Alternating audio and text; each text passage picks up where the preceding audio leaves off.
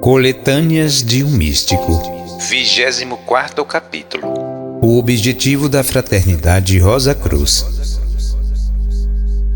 O objetivo da Fraternidade Rosa Cruz já foi claramente definido em nossa literatura, assim como já foram enunciados os meios pelos quais esperam alcançar o fim a que se propõe.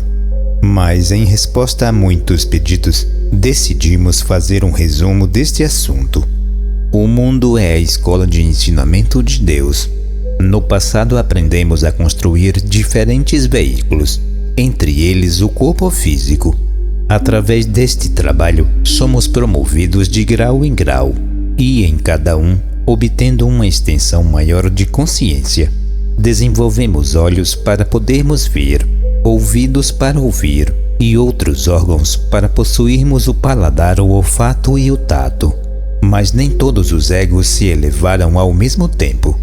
Quando a neblina da época Atlante condensou-se e encheu as bacias da terra com oceanos de água, conduzindo os homens para as terras altas, muitos pereceram por asfixia, porque não tinham pulmões desenvolvidos.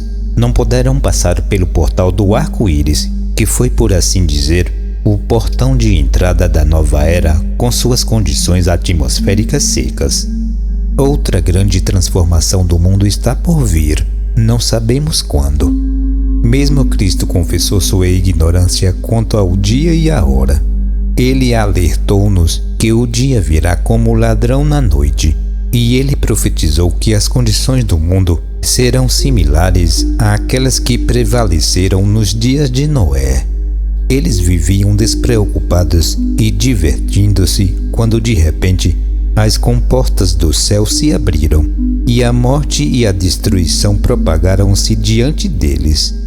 Cristo disse-nos que é possível alcançar o reino de Deus e atingir a consciência e as condições que lá prevalecem. Mas Paulo informa-nos que a carne e o sangue não herdarão o reino de Deus. Afirma que temos um corpo-alma e que encontraremos o Senhor no ar quando Ele vier. Este corpo-alma é tão necessário para a entrada na nova era do reino de Deus, como o corpo equipado com pulmões foi necessário para os habitantes de Atlântida, que desejavam entrar na era que estamos vivendo agora. Portanto, fazemos nossa parte e trabalhemos pela nossa eleição, preparando o dourado manto nupcial, o corpo-alma. Só ele pode assegurar nossa admissão ao casamento místico. A humanidade está lentamente movimentando-se na direção certa, conduzida pelas diferentes religiões, mas existe uma classe sempre crescente que sente as asas do corpo-alma brotarem. Pessoas que têm uma necessidade interna de alcançar o reino de Deus.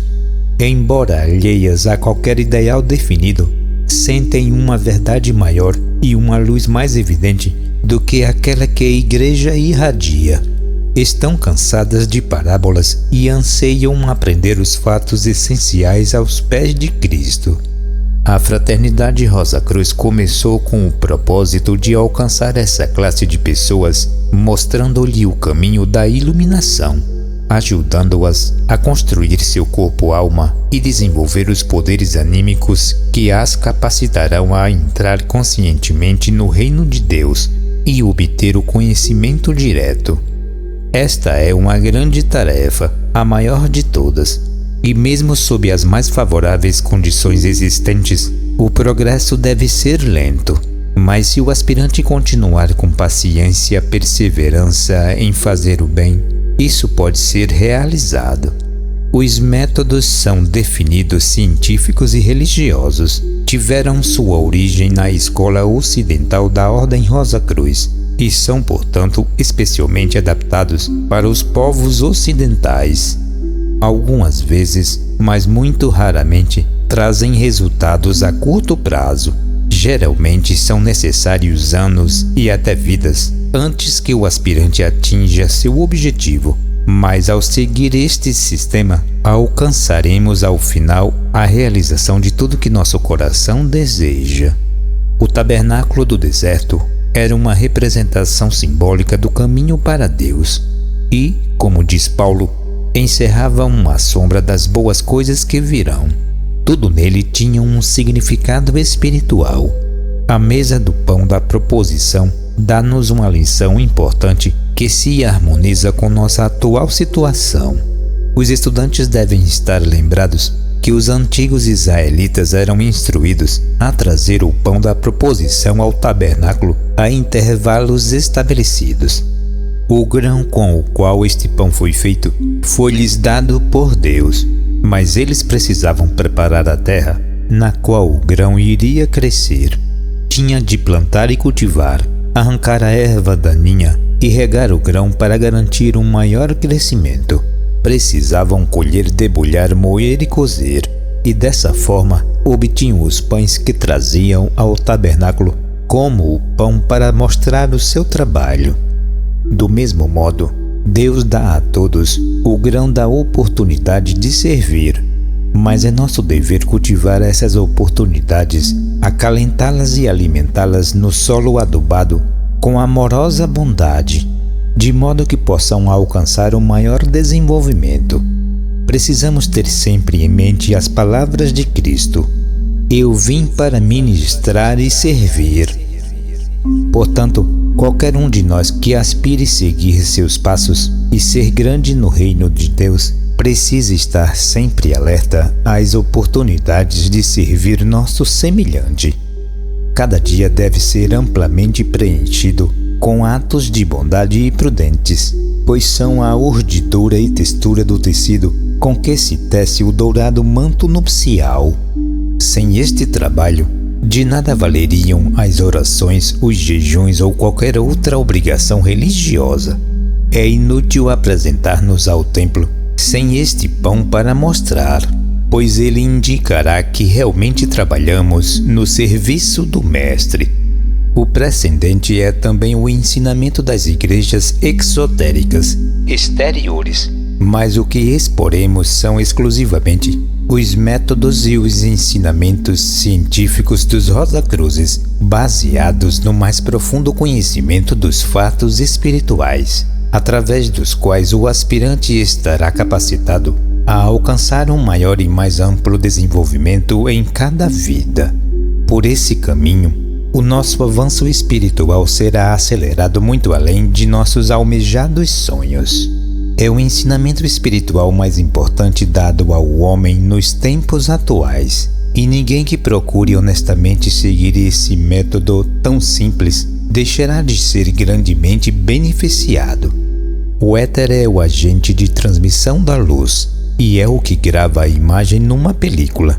Permeia o ar, e com cada respiração que fazemos do nascimento à morte, o éter entra em nosso sistema e grava cada cena de nosso meio ambiente e das nossas ações num pequeno átomo no coração.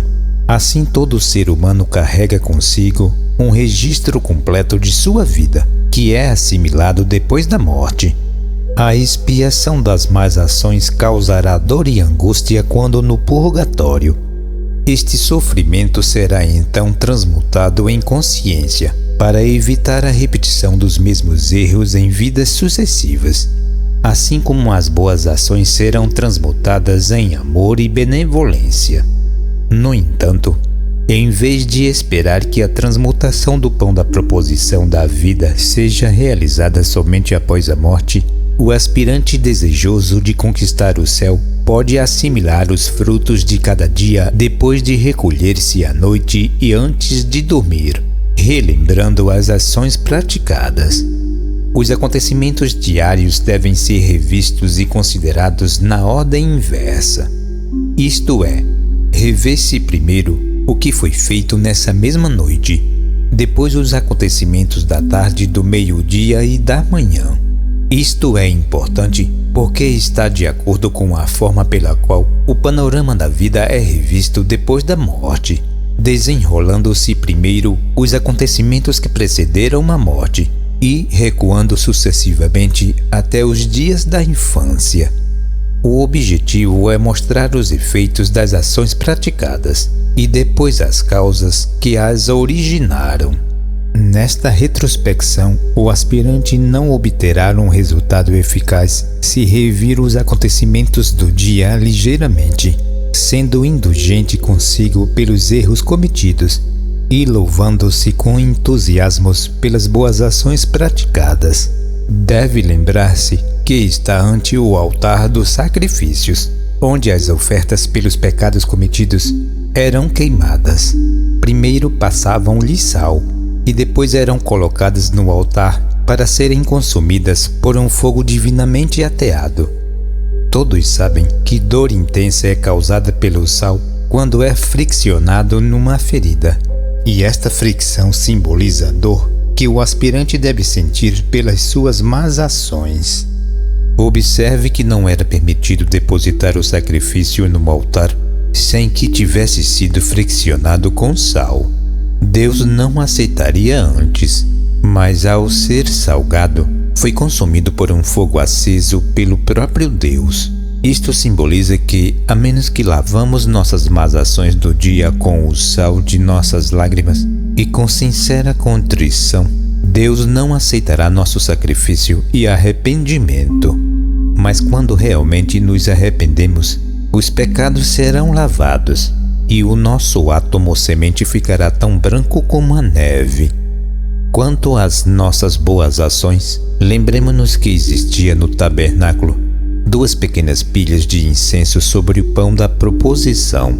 Eram oferecidas no altar do incenso, onde a fumaça ascendia com um suave aroma para o Senhor, bem diferente do odor nauseante que vinha do altar onde as oferendas pelo pecado eram queimadas. É de admirar que Deus não gostasse dos sacrifícios de touros e bezerros, mas sentisse prazer num coração arrependido e num espírito penitente. É este extrato espiritual aromático de nossas boas ações que constrói nosso corpo-alma. Pelo processo natural comum, a nossa existência pós-mortem transcorre num período de 1/3 dos anos que vivemos no corpo físico, para assim colhermos o que semeamos. Mas quando um aspirante já assimilou os frutos da vida através da fiel retrospecção ao final do dia, torna-se livre logo após abandonar o corpo físico e pode utilizar os anos que os outros despendem no purgatório e no primeiro céu da maneira que lhe aprouver. Além disso, como não precisa de alimento, de abrigo ou de dormir, pode passar as 24 horas do dia fazendo o bem. Dessa forma terá tantos anos de serviço e de crescimento anímico depois da morte, quantos anos de sua vida na Terra. Tendo assim sendo orientado, suas realizações serão provavelmente muito maiores do que as que realizaria em várias vidas vividas de maneira comum. Para auxiliar os aspirantes merecedores, ensinamentos ainda mais profundos e definidos são ministrados pelos irmãos maiores através da Fraternidade Rosa Cruz. Os estudantes que sentem esta chamada interna podem pedir informações a respeito desses ensinamentos.